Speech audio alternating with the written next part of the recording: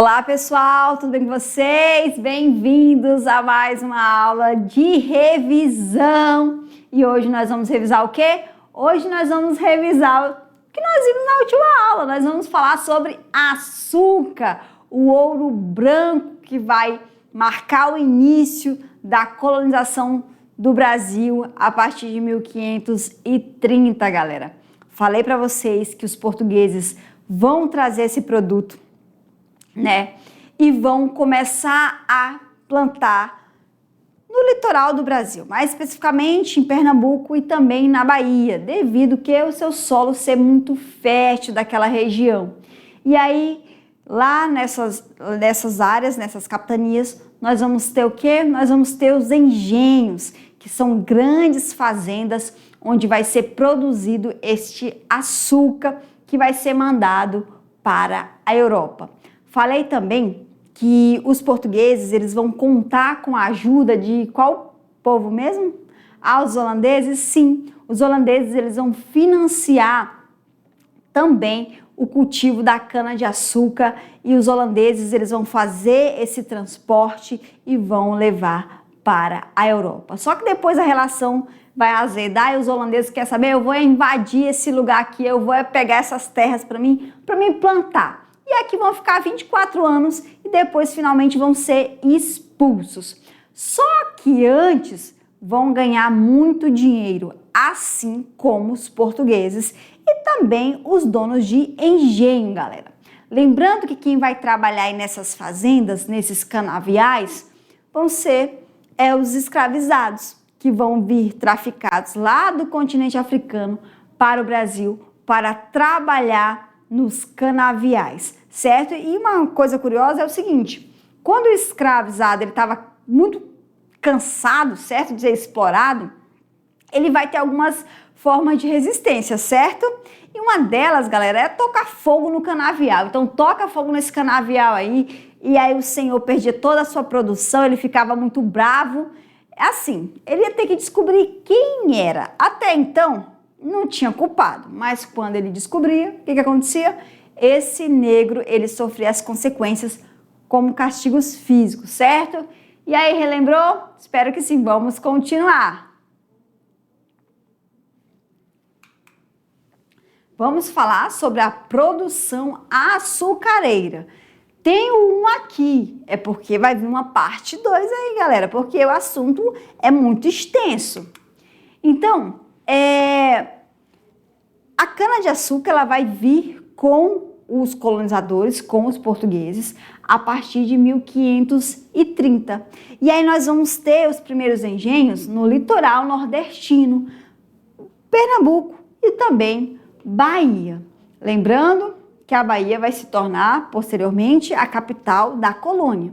Então, por que vai ser em Pernambuco e na Bahia? Porque lá o solo vai ser propício para o cultivo da cana. Lembrando que os portugueses, eles já plantavam essa cana, eles já cultivavam essa cana, já faziam esse açúcar, só que não tão em grande quantidade quanto eles vão produzir aqui no Brasil. Bom, e aí nós vamos ter as grandes propriedades, que vão ser latifúndios, que são terras que o dono não consegue nem medir de tão grande que é, tá? E aí nós vamos ter os engenhos, que vão ser unidades complexas, que vai ser, onde vai ter o senhor, vai ter a senzala, vai ter o escravizado. E esses engenhos eram uma fazenda, certo? Então, a sociedade ela vai ser hierarquizada, ou seja, vai ser dividida em camadas. Nós vamos ter os senhores, nós vamos ter os escravizados e nós vamos ter os agregados. E aí a mão de obra ela vai ser totalmente escrava, certo? Então milhões de africanos foram capturados e trazidos para o Brasil pelo tráfico negreiro. Então, qual que era a função dele na colônia?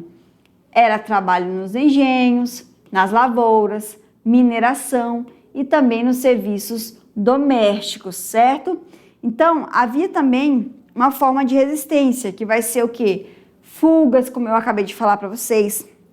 Vai ser colocando fogo no canavial, onde o Senhor ele perdia toda a sua produção. Vai ser através da formação de quilombos, que vão ser aquelas a moradia para onde esses escravos fugidos eles vão ficar escondidos, certo?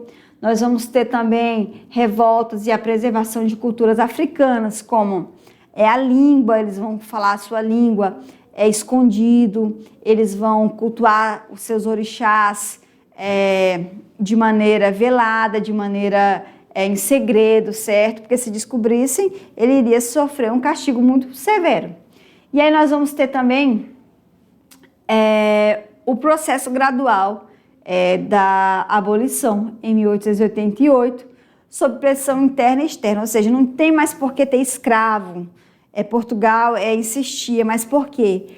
Porque o escravizado, ele era uma propriedade, ele valia muito dinheiro. E detalhe, ele trabalhava de graça. Então, assim, o fazendeiro, o dono do engenho ou qualquer outra pessoa que fosse dono de fazenda, de terras, ele não precisava pagar ninguém, ele tinha de graça. Então, isso aí vai causar uma grande resistência nesses senhores. E aí o açúcar, ele vai ser usado principalmente no mercado externo. Então vai ser produzido no Brasil, mas eles vão enviar para a Europa. Então vai ser um produto de luxo, onde somente a nobreza tinha acesso. Então era algo muito caro. Era chamado de ouro branco, galera. É caro demais açúcar. Hoje é uma mixaria, certo? E hoje todo mundo tem acesso ao açúcar. Bom, vai ser a principal fonte de riqueza. E aí vai entrar em decadência a partir mais da metade do século XVII, que é quando os holandeses eles vão para as Antilhas e lá vão produzir o açúcar, que vai ser mais puro e mais barato do que o açúcar produzido na colônia por Portugal. E aí, galera, relembrou? Eu espero que sim. Agora a gente vai para aquele momento que você adora, né? Só que não. Que é o momento da atividade. Quero saber se você está afiado, se você prestou atenção na aula de hoje, certo? Então, marca aí, porque só vem pergunta difícil. É o seu nível, hein? Então, vamos lá, galera, para a atividade.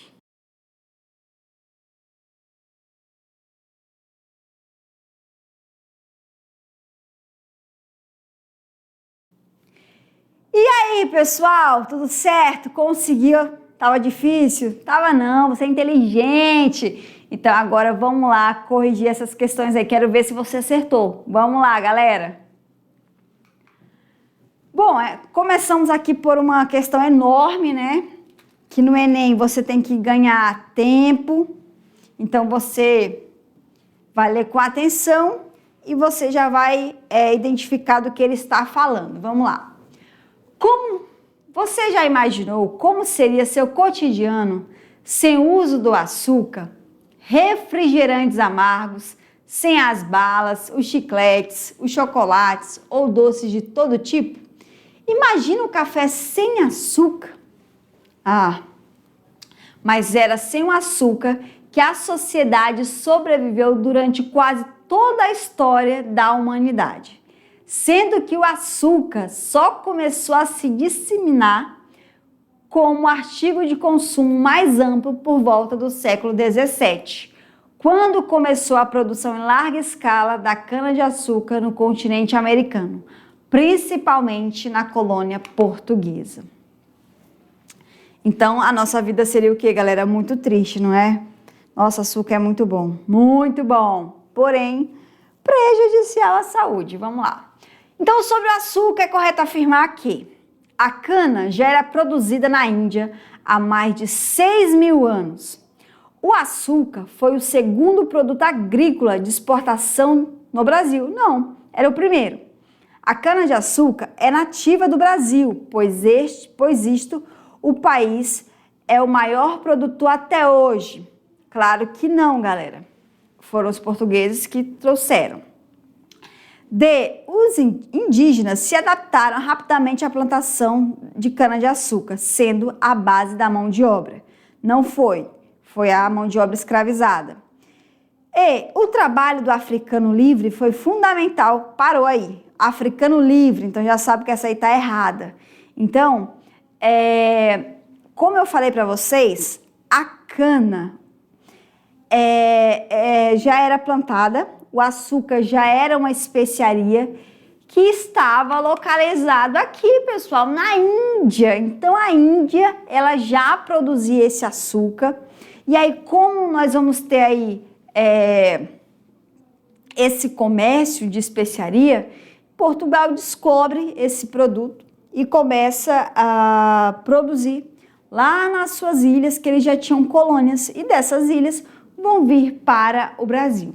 Então, você acertou, é a letra A. Então, agora tem aqui uma atividade bem difícil, que essa aqui só os bons, hein? Vamos ver. A cana-de-açúcar foi um dos principais produtos cultivados no Brasil colonial, com forte presença no litoral nordestino. Introduzida pelos portugueses, sua expansão esteve ligada à lógica do sistema colonial e à inserção do Brasil na economia mercantilista europeia. A adoção da cana-de-açúcar como principal atividade econômica no Brasil deve-se principalmente a existência da mão de obra assalariada abundante e barata no interior do território. Não, galera, a mão de obra era de graça e era uma mão de obra escrava. B. As políticas coloniais portuguesas de incentivo à agricultura, de subsistência e comércio interno. Não. C. A adaptação da cana ao clima tropical, a disponibilidade de terras férteis e a demanda europeia por açúcar. D. A necessidade de abastecer os mercados internos com açúcar, produto de alto consumo entre os indígenas. Essa aí que não é mesmo. E. A decisão da coroa portuguesa de criar polos industriais voltados ao desenvolvimento autônomo da colônia. Então, galera, não tem como ser outra opção que não seja a letra C, a adaptação da cana. Por que foi trazida a cana para cá? A adaptação da cana ao clima tropical, a disponibilidade de terras férteis e a demanda europeia por açúcar. 3. Os engenhos coloniais eram mais do que estruturas de produção de açúcar. Funcionavam como complexos autossuficientes que reuniam plantações, moendas, casa de purgar, senzalas e a casa grande. Eram centros econômicos e sociais fundamentais na colonização portuguesa do Brasil. Considerando o funcionamento dos engenhos no Brasil colonial, é correto afirmar que os engenhos eram pequenas propriedades familiares com produção voltada ao mercado interno. Tá errado. Só de falar que era pequeno, tá errado. B. Sua estrutura favorecia o equilíbrio social entre senhores e escravizados, promovendo mobilidade social. Não, o escravizado ele só vai ser liberto em 1888, na marra. C. Eram dependentes do trabalho escravizados e funcionavam como lucro de poder político e econômico regional. Estou na dúvida. D. O açúcar produzido nos engenhos era usado exclusivamente no abastecimento de regiões urbanas coloniais. Não, pessoal, era mandado para fora. E os engenhos eram administrados por indígenas catequizados, conforme a exigência da Igreja Católica. Bom, essa daí é mais absurda. Então, a única é aquela que eu fiquei na dúvida, que é a letra C. Eles eram dependentes do trabalho escravizado e funcionavam como núcleos de poder político e econômico regional, galera. E aí nós chegamos à questão 4. Durante os séculos 16 e 17, o açúcar foi um um dos produtos mais valorizados do mercado europeu, impulsionando o modelo agroexportador nas colônias americanas. No entanto, esse mercado sofreu transformações com o surgimento de novos polos produtores. Uma das causas do declínio da hegemonia brasileira na produção do açúcar no século XVIII foi o aumento da demanda interna brasileira, que reduziu o volume exportado para a Europa, o crescimento da produção açucareira nas Antilhas, com o uso intensivo do trabalho assalariado europeu, a diversificação econômica no Brasil, que priorizou o comércio de metais preciosos com a Ásia. E letra D, a concorrência das colônias antilhanas com técnicas modernas e acesso privilegiado ao mercado europeu. E E, a resistência dos povos indígenas que impediram a expansão da lavoura de cana-de-açúcar nas regiões litorâneas. Então, o que vai causar essa crise? Vai ser a concorrência das colônias antilhanas com técnicas modernas e acesso privilegiado ao mercado europeu. E aí, galera? Tava fácil, né? Tenho certeza que sim, tenho certeza que você, mandou bem, certo? Então é isso, galera. Nossa revisão está ficando por aqui. Um grande beijo para vocês e até a próxima aula. Tchau!